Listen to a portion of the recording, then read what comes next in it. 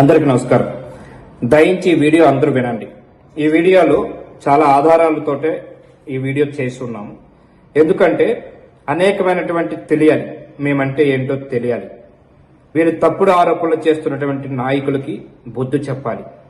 నేను చెబుతున్నది నిజంగా వాస్తవంగా ఉన్నట్టుగా సంక్లిష్టంగా నిజాయితీతో అంకిత భావంతో ఈరోజు ప్రజాస్వామ్యబద్ధంగా రాజ్యాంగానికి విలువలు ఇస్తూ రాజ్యాంగబద్ధంగా స్వేచ్ఛాయుతంగా ప్రశ్నించే తత్వంగా ముందుకు వచ్చినటువంటి విశ్వాస్ టీవీ ఛానల్ ద్వారా మేము చెప్పింది 100% ఉన్నట్టుగా చెబుతాం. దీంట్లో భాగంగా ఈరోజు నిన్న 2 రోజుల క్రితం నీటి సంఘం ఎలక్షన్ జరిగింది. జరిగిన తర్వాత అనేకమైన అక్రమాలు జరిగాయి, మోసాలు జరిగాయి, అన్యాయంగా ఎలక్షన్ ఆపారు, బెదిరించారు, దుర్మార్గంగా వ్యవహరించారనేది పూర్తిగా మేము ఎమ్మెల్యేలు, ఎమ్మెల్యే అనుచరులు వీళ్ళ తాలూకులంతా కూడా తప్పులు చేశారని చెప్పి నిజాయితీతో అంకిత భావంతో పార్టీ సీనియర్ కార్యకర్తలు వాళ్ళు చెప్పింది నిజాయితీగా మేము చేసి చూపెట్టాం, వీడియో ఇచ్చాం. దీనిలో భాగంగా ఈరోజు అంటే ఎమ్మెల్యే గారు తెలుసో తెలీదు, నాకు తెలియదు, కానీ ఎమ్మెల్యే గారు అట్లాగే ఎమ్మెల్యే గారు అంటే మన మాడుగుల నియోజకవర్గం ఎమ్మెల్యే గారికి నేను చెప్తున్నాను. ఎమ్మెల్యే గారు, నేను పూర్తిగా చెప్తున్నాను సార్, ఇక్కడ జరిగినటువంటి నీటి సంఘం ఎలక్షన్లో అవినీతి జరగడం వాస్తవం కాదా? అన్యాయం జరగడం వాస్తవం కాదా? టీడీపీ పార్టీ సీనియర్ కార్యకర్తలకి అన్యాయం చేయడం నిజం కాదా? ఎలక్షన్ అయిపోయిన తర్వాత, ఎనామినేషన్ అయిపోయిన తర్వాత కూడా ఆపించడం నిజం కాదా? ఇది వాస్తవాలు కాదా ఎమ్మెల్యే గారు? ఇది నిజం కాదు అనుకుంటే మీ టీడీపీ కార్యకర్తలు నాయకులు ఎందుకు కలెక్టర్ దగ్గరికి వెళ్తారు ఎమ్మెల్యే గారు?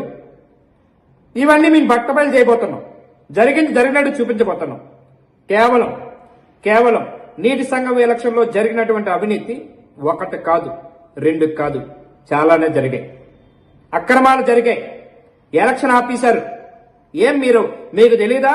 మీ ఫోన్ నెంబర్ నుంచి గాని, ఎవరైతే మీ బిడ్డ ఫోన్ నెంబర్ నుంచి గాని, అట్లాగే మీ పిఏ ఫోన్ నెంబర్ నుంచి గాని ఎవరైతే ఏ ఎలక్షన్ ఆఫీసర్కి అయితే మీరు ఫోన్ చేయించి ఆపేశారో ఇవన్నీ వెరిఫై చేస్తే బయటపడవా? అది నిజం కాదా? రెండోది రాజకీయ నాయకులు ఏం తప్పు చేసినా సరే అవినీతి ఏదైతే డబ్బులు డైరెక్ట్గా ఎక్కడ తీసుకోరు, అది అందరికీ తెలిసిన విషయమే, వాస్తవే కదా.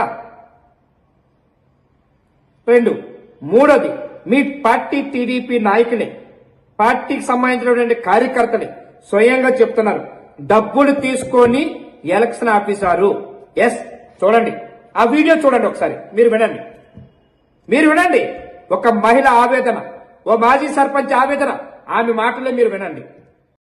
అయిపోయిన తర్వాత మీరు దేని గురించి వెళ్ళినాక ఎలక్షన్ ముందు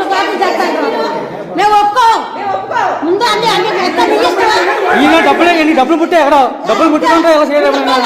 లంచం తీసుకొని ఇప్పుడు ఇప్పుడే ఎలక్షన్ ఆపారంటే మీకు కళ్ళమే రూపాయలు ఇస్తున్నారండి.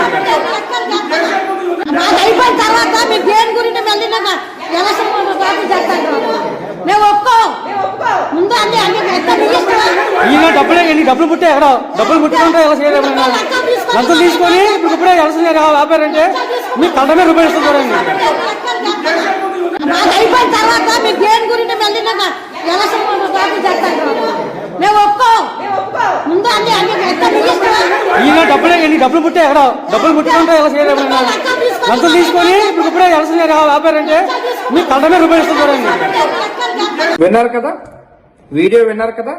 ఏం చెప్పండి స్పష్టంగా? ఏం చెప్పింది ఆమె? ఏం చెప్తున్నారు స్పష్టంగా? డబ్బులు తీసుకొని ఎలక్షన్ ఆపించేశారు. ఎందుకు 3 రూపాయలు తీసుకున్నారు? అందరూ తీసుకున్నారు అని చెప్తున్నారు కదా. ఇది నిజమే కదా.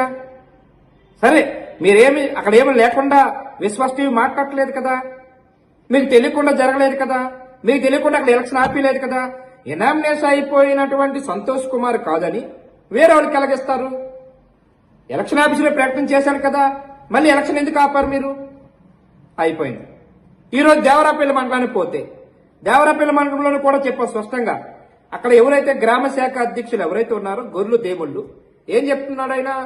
మాకు ఎమ్మెల్యేగా ఉన్నటువంటి ఎవరైతే బండారు సత్యనారాయణ మూర్తి అన్యాయం చేశారు, ఎక్కడ నుంచో వైఎస్ఆర్సీపీ నుంచి కాంగ్రెస్ పార్టీ నుంచి 3-4 పార్టీలు మారినటువంటి నాయకులకి మీరు వత్తాసు పలుకుతున్నారని, మీరు అన్యాయం చేశారని, మీతో పాటు మీ బిడ్డగా రెండో ఎమ్మెల్యే కూడా తప్పు చేస్తున్నారని స్వయంగా గొర్రెలు దేవుళ్ళు చెప్తున్నారు. పక్క మీ పార్టీలో 1990 సంవత్సరం నుంచి పార్టీలోని ఆయన అంటూ ఉన్నట్టు గత 30 సంవత్సరాల నుంచి టీడీపీ పార్టీని నమ్ముకొని పార్టీ కార్యకలాపాల కోసం జెండా మోసినటువంటి ఆ గొర్రెలు దేవుళ్ళే చెప్తున్నారు కదా. పక్కనే మహేశ్వర నాయుడు గారు ఉన్నారు కదా, ఆయన కూడా చెప్తున్నారు కదా. పార్టీలో జెండా పాతింది వాళ్ళే కదా. దేవరాపల్లి మండలం హెడ్ క్వార్టర్స్ లో పార్టీ జెండా మోసేది, కష్టకాలంలో మోసేది వీళ్ళే కదా. వీళ్ళు కాదని మీరు వేరే వాళ్ళకి ఇచ్చుకున్నారు, వలస పార్టీ నాయకులకు ఇచ్చుకున్నారు. మీరు ఎవరికే ఇవ్వండి, కానీ తప్పు అని ఎదిరించే హక్కు ప్రతి పౌరుడికి ఉంటది. స్వతంత్ర భారతదేశంలోని రాజ్యాంగబద్ధంగా రాజ్యాంగానికి లోబడి ప్రజాస్వామ్యబద్ధంగా ప్రశ్నించే తత్వం మాకుంది. మేము ఎలాగైనా నిలదీస్తాం. తప్పు చేస్తే ఏ ఎమ్మెల్యే అయినా, ఎంపీ అయినా, ముఖ్యమంత్రి అయినా, లాస్ట్ కి రాష్ట్రపతి అయినా ఎవరు తప్పు చేసినా నిలదీసే హక్కు స్వతంత్ర ఇచ్చింది. స్వతంత్రంలో ఉంది, భావజాలం ఉంది. మీకు తెలీదా? స్వేచ్ఛ తెలీదా? మీకు స్వేచ్ఛ అంటే ఏంటో తెలీదా? మేము అడ్డగోలుగా మాట్లాడితే మీరు మాట్లాడాలి. నిజాలు నిర్భయంగా మాట్లాడుతుంటే మీకు ఒళ్ళినొప్పి వచ్చిందా? ఏమండి పాత్రనాయుడు గారు, మీరు ఈరోజు గొర్రెల దేముళ్ళు విశ్వాస్ టీవీ జర్నలిస్ట్ శ్రీనివాస్ గారి మీద కంప్లైంట్ పెట్టున్నారు. ఏమని పెట్టారు సార్? దేని పెడతారు? నిరాధారాలు ఏమున్నాయి? అక్కడ ఉండేదే కదా రాసాం. ఇప్పుడే మా పత్రికా మిత్రులు, మీడియా మిత్రులు పంపించున్నారు. సార్ మీ మీద ఇది చేస్తున్నారు.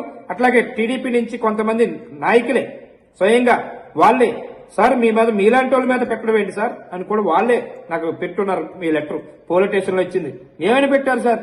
నిరాధారమైన ఎమ్మెల్యే గారిపై నిరాధారమైన ఆరోపణలు. ఓకే, అది కూడా స్క్రీన్ మీద వస్తుంది, చూద్దాం ఏమన్నది.